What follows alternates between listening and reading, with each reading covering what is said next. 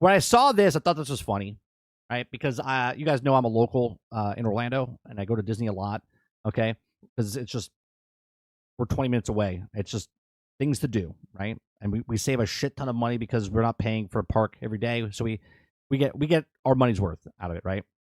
What I think this is funny is that this show was supposed to start in 2020. Okay, these are the things I know before I even read this article.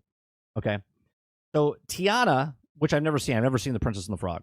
Okay, right, that's what it's called, Princess and the Frog. But they wanted to use her and make it into Splash Mountain. Splash Mountain got revamped because it was racist. Okay, and this show was supposed to be the connecting point to why they switched Splash Mountain. Okay, well, Splash Mountain is now, I forget what it's called, but it's their new themed after Princess and the Frog.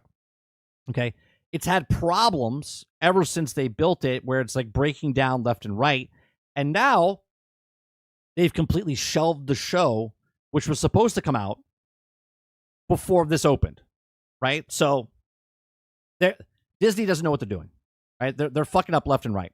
They literally got shit on because they were changing Splash Mountain because it was Briar Rabbit, and they said that was racist or whatever. So now they put it to this, okay?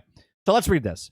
First announced in 2020, the Disney Plus show was envisioned as a musical feature, okay, and reprising role as Tiana, the first black princess in the Princess and the Frog.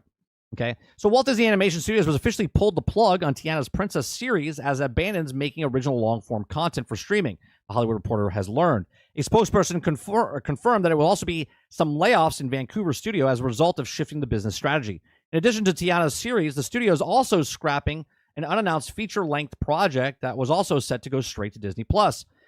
Tiana was the first announced in December of 2020 and envisioned the musical feature, reprising her role as Tiana from 2009's film. Was it 2009? Jesus. The Princess and the Frog, and the film centering around Disney's first black princess.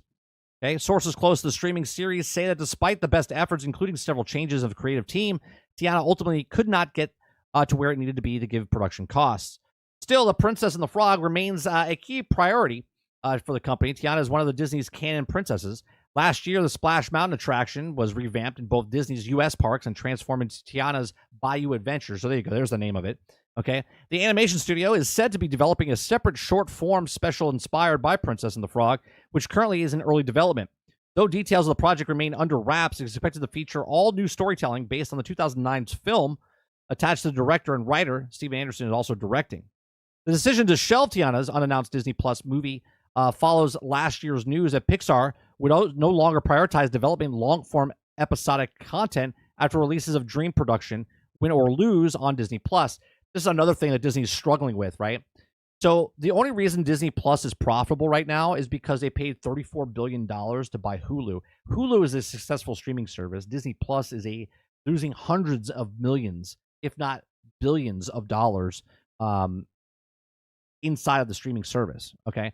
So they're trying to figure out, but they're losing money. Every time they put a original program out there, they're not getting their stuff, right?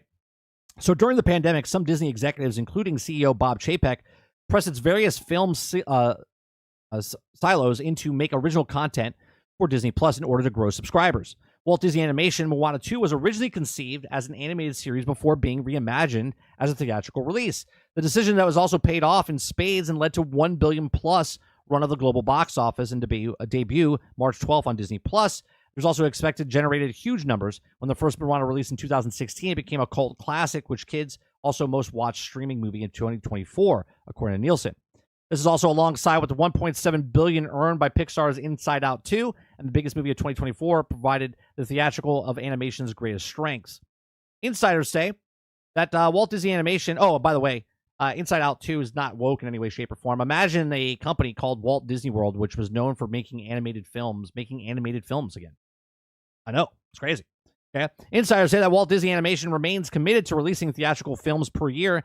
In addition to other shorts and special projects, Zootopia 2 is slated to be released on November 26th, with the studio new chief creative officer and director the right of Disney vet Brian Howard, also directing an unannounced feature of the scheduled for November 2026.